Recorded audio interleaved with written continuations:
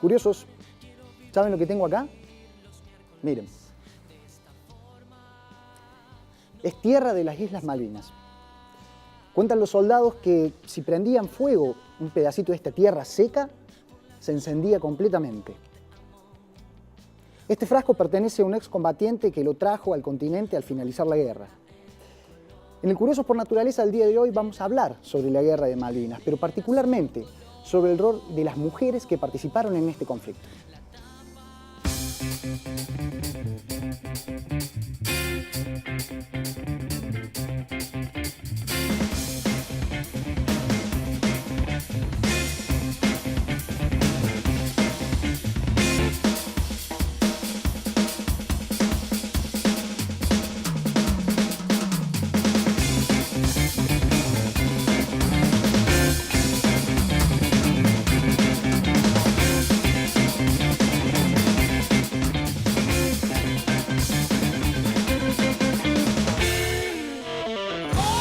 Hola, hola, bienvenidos a Curiosos por Naturaleza, este programa dedicado a la comunicación de la ciencia en Córdoba. Hoy vamos a hablar sobre la Guerra de Malvinas y, como les adelantábamos recién, particularmente sobre el rol de las mujeres que participaron en este conflicto. Para eso hemos invitado a María Elena Otero, quien está realizando una tesis de maestría en partidos políticos, me choqué la silla, perdón, en el Centro de Estudios Avanzados de nuestra universidad. Bienvenida a nuestro programa, Elena. Gracias por el interés en el tema. Por favor. Tu tesis investiga acerca del rol de las mujeres en el conflicto de Malvinas y también sobre la invisibilización de su participación en la guerra. Contanos un poquito, no sé, de dónde surgió tu interés para hacer esta investigación. Bien, yo siempre me cuestionaba acerca de la Guerra de Malvinas porque durante la Guerra de Malvinas yo nací. Entonces, nuestra generación, si bien fue la generación de la democracia, fue una democracia que surge a partir de hechos de violencia durante la dictadura militar, y el último gran hecho de violencia fue la Guerra de Malvinas. Me preguntaba qué era esto de nacer en un momento de muerte, ¿no? Porque la guerra en Argentina no era algo muy frecuente. Y bueno, y poco a poco, acercándome a algunos escritos y algunas entrevistas que empezaron a salir a través de las noticias, fui conociendo testimonios de mujeres de las que no se habla en las escuelas, de las que no se habla en la universidad tampoco mucho, que son también partícipes de la guerra y que han sido, como vos bien dijiste, invisibilizadas, olvidadas durante casi 35 años. Sí, calculo que su historia, su relato ha sido silenciado a lo largo del tiempo. No se vaya a saber con qué intenciones, ¿no? Sí, hay algunas intenciones particulares en las fuerzas de seguridad y también a nivel de la sociedad, ¿no? Porque si nosotros nos empezamos a acercar a estos testimonios que están en la investigación abordados a través de la historia oral, la historia reciente de nuestro país, de la cual fuimos parte muchos, ¿no? Porque estamos hablando hace 36 años atrás. Recién. Recién. Entonces, ¿cómo indagar acerca de sucesos tan cercanos, ¿no? Y esto también pone en jaque algunas creencias de los historiadores de la distancia entre sujeto y objeto del conocimiento, porque cuando escuchamos los testimonios atravesados por la multiplicidad de memorias, también al entrevistador nos atraviesan esto y nos hacen mirar a este sujeto de otra forma. Bueno, súper interesante entonces lo que tenemos para charlar con vos. Elena, llegó el momento de hacer un pequeñísimo corte, pero enseguida seguimos charlando. Nosotros nos vamos a un corte y enseguida volvemos con más Curiosos por Naturaleza. No se vayan.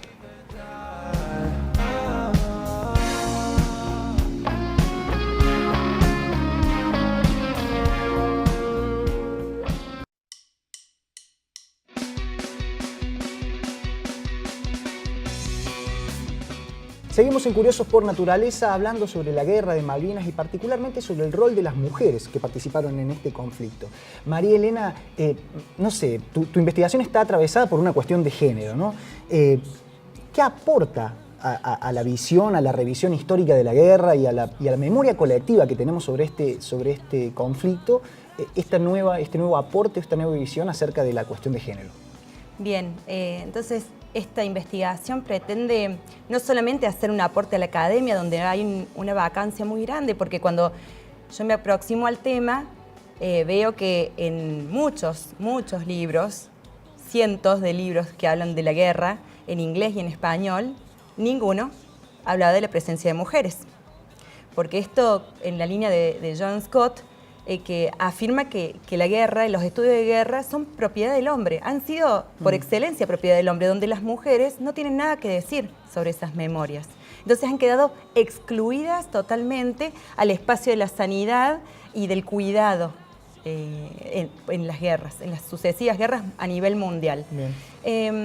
Solo hay dos libros que quiero mencionar, uno de Nani Panero, de Alicia Panero, que apareció en 2015, que se llama Mujeres Invisibles, que saca por primera vez a la luz estos testimonios.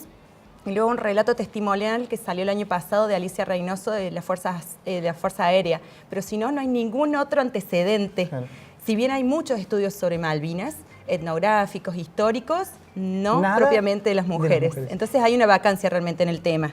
Pero también poder llevar este aporte académico al plano social, donde discutimos los sentidos de Malvinas, donde también podemos discutirlo en la esfera pública, ¿no? Porque estas personas están viviendo entre nosotros. Tal cual, tal cual. Hablábamos recién que pasó hace muy poquito la guerra de Malvinas, son personas que todavía están vivas acá, compartiendo con nosotros la calle, los espacios públicos. Y una pregunta que me surge es, ¿por qué se alistaban en el ejército estas mujeres con las que tuviste la posibilidad de hablar y qué funciones cumplían en la guerra de Malvinas? Bien, fueron las mismas preguntas que yo me hice al empezar la investigación.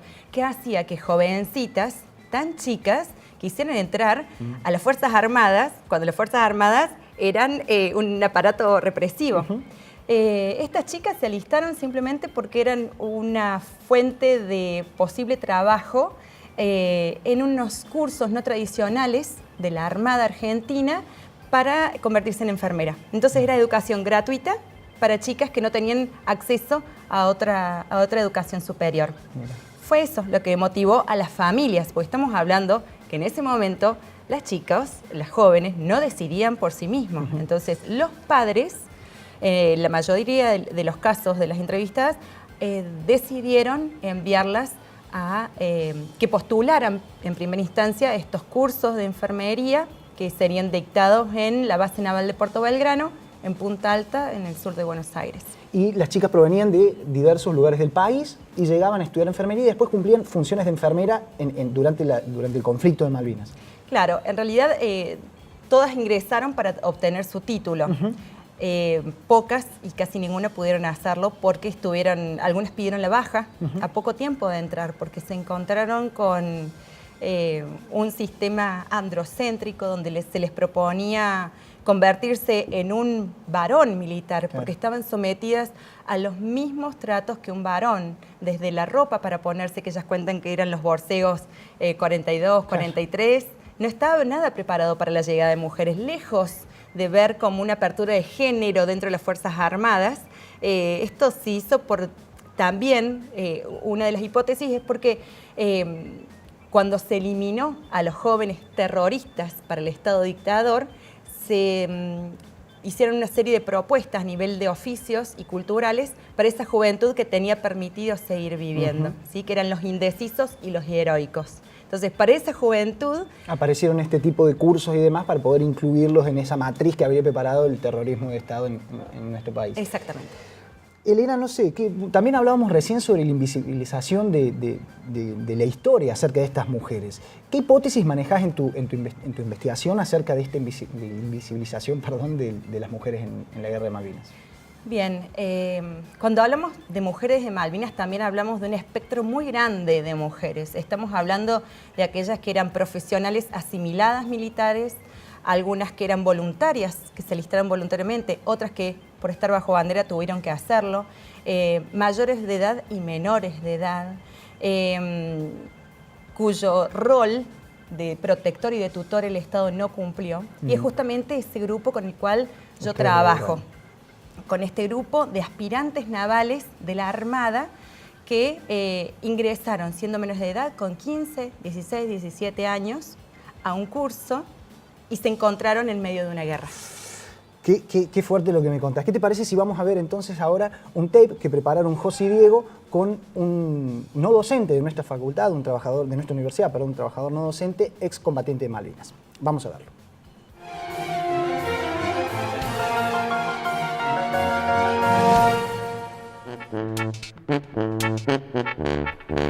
Y Diego, ¿por qué me trajiste las baterías de...? ¿Viste que se conmemoró otro año más del conflicto de la Guerra de Malvinas? Sí. Bueno, te quería mostrar una placa que pusieron el año pasado, acá en las baterías, donde nombra a los 3 excombatientes de Malvinas que ahora son no docentes de la Universidad Nacional de Córdoba. ¿Y qué son de la universidad estas personas? ¿Trabajaban Bueno, acá? Sí, son no docentes ahora. Ajá. Fernando Miranda, Sergio Rubén Díaz y Raúl Cortés. Raúl Cortés lo conozco, él trabaja acá en Ciencias Químicas y podríamos hablar con él. Él tiene un montón de historias sobre las Malvinas. Buenísimo. Y nos puede contar los momentos que pasó allá en el sur. ¿Te parece que lo vayamos a buscar? A ver Sí. si le podemos hacer una nota. Vamos para allá. Dale.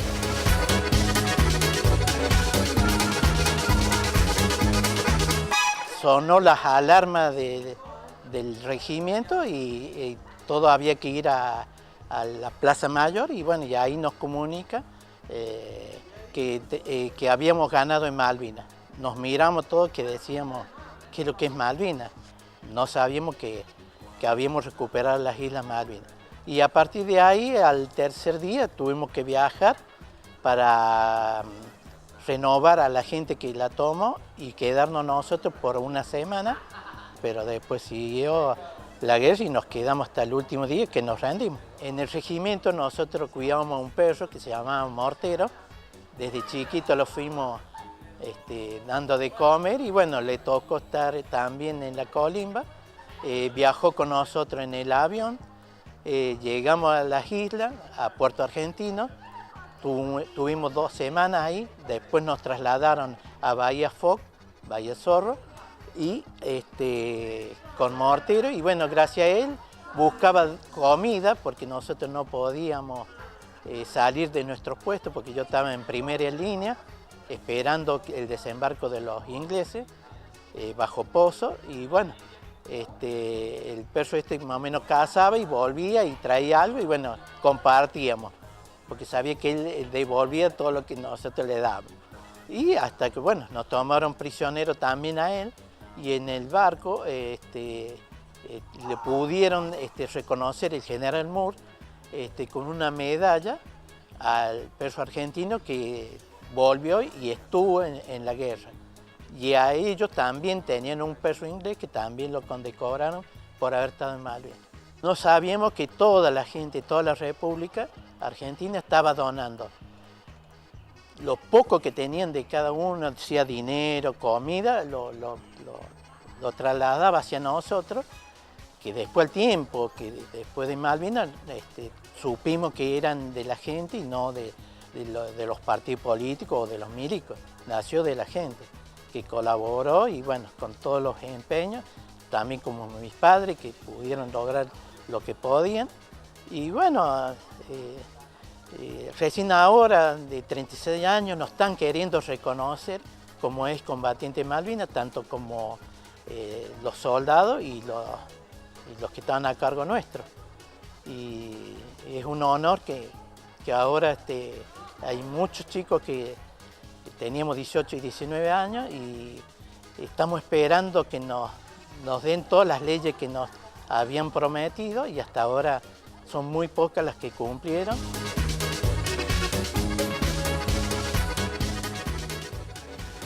Bueno, escuchábamos ahí a Raúl Cortés, uno de los excombatientes, dando su testimonio, ¿no? Y de alguna manera pensaba, tu investigación viene a reivindicar el papel de las mujeres en el conflicto de Malvinas. ¿El Estado qué participación tuvo en este proceso? Es decir, ¿reconoce a las mujeres de Malvinas como combatientes? ¿Cómo está ahí esa cuestión? ¿Las apoya?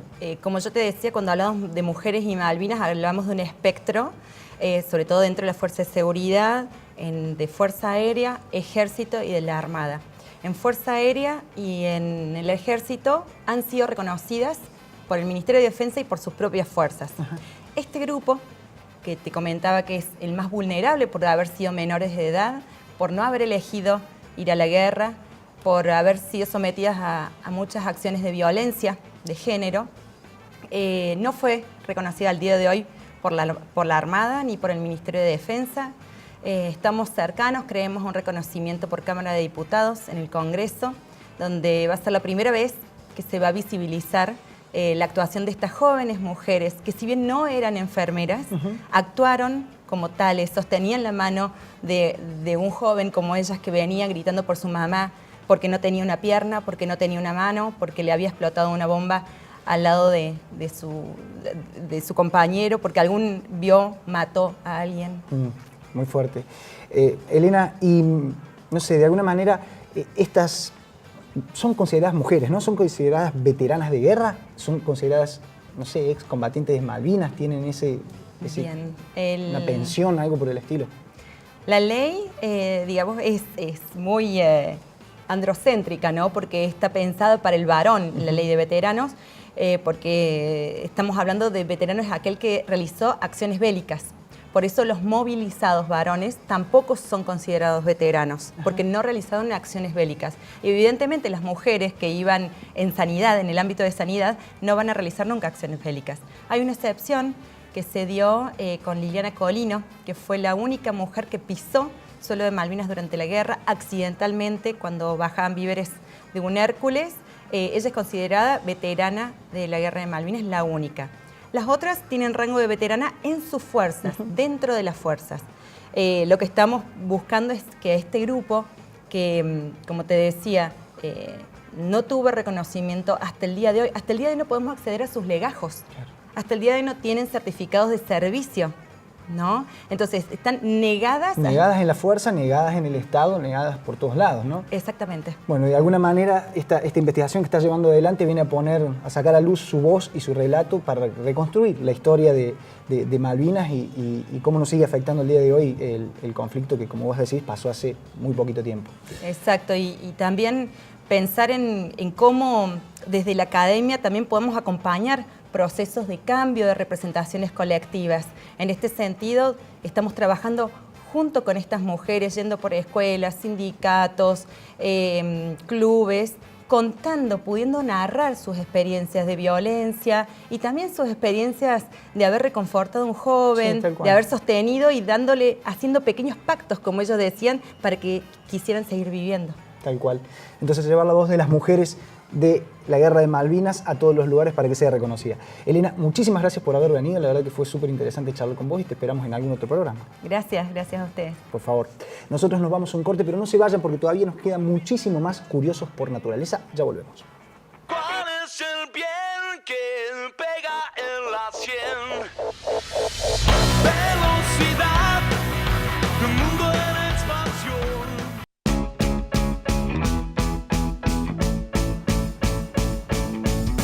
Seguimos en Curiosos por Naturaleza y ya está con nosotros Majo Villalba, periodista de la Agencia de Ciencia. Majo, ¿cómo andás? Bien, Franco, ¿vos? Muy bien también. Bueno, me alegro. Hoy traje para contarles una investigación que, si bien está hecha en roedores, aporta un dato muy importante, muy significativo para un tema que preocupa y mucho, que es la obesidad. Bien, estuve leyendo ahí de que 2 de cada 10 argentinos presentan obesidad y que casi un 6% de los niños en edad escolar también presentan obesidad. Sí, en los niños es muy preocupante el tema. Las cifras en Argentina, como bien decís, están diciendo que hay alrededor de un 37% de la población total que ya tiene sobrepeso y un 21% que tiene obesidad.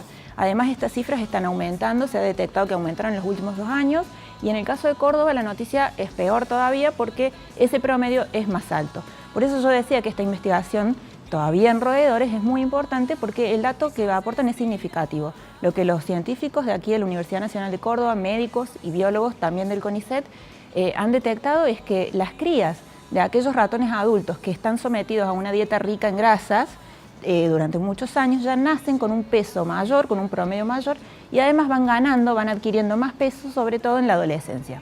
¿Vos estás diciendo entonces que los hábitos alimenticios de los padres afectan directamente a la ganancia de peso, a la tendencia a la obesidad de los hijos? Así es, esto es lo que han detectado estos científicos que han hecho distintas pruebas y observaciones y el dato está en que ni siquiera, es decir, la consecuencia es mayor en las crías que ni siquiera se han sometido ellos a esta comida hipergrasa, sino que son los adultos. Ellos estudian las consecuencias de tener una dieta rica en grasas en adultos y en las crías, pero las consecuencias se han visto peor aún en la salud, en el peso corporal y también en la salud reproductiva de las crías. Y contanos un poquito cuáles son los resultados que arribaron con estas investigaciones. Bueno, los resultados son negativos y es esto, directamente una afección a las crías, sobre todo en la cuestión reproductiva también, porque, por ejemplo, en lo que es las hembras, se adelanta la pubertad, esto se ha detectado así, y en los machos hay un decrecimiento de la cantidad de esperma que se produce, lo cual los hace o les pone en riesgo, digamos, su fertilidad.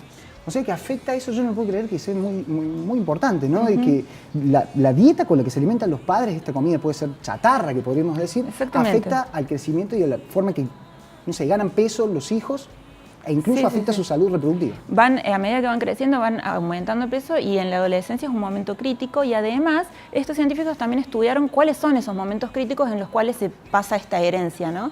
Y esos momentos tienen que ver con la concepción, con el embarazo y sobre todo con el amamantamiento. Allí es cuando la madre, digamos, pasa toda esta herencia mala, lamentablemente, a sus crías. Bueno, entonces ahí vemos cómo la investigación básica está trayendo datos acerca de la obesidad, un problema que afecta a un montón de personas en nuestro país. Exactamente, Franco. Bueno, ¿qué te parece, Majo, si vamos a ver Ciencia a un Toque y conocemos un poquito más acerca de qué son los polinizadores?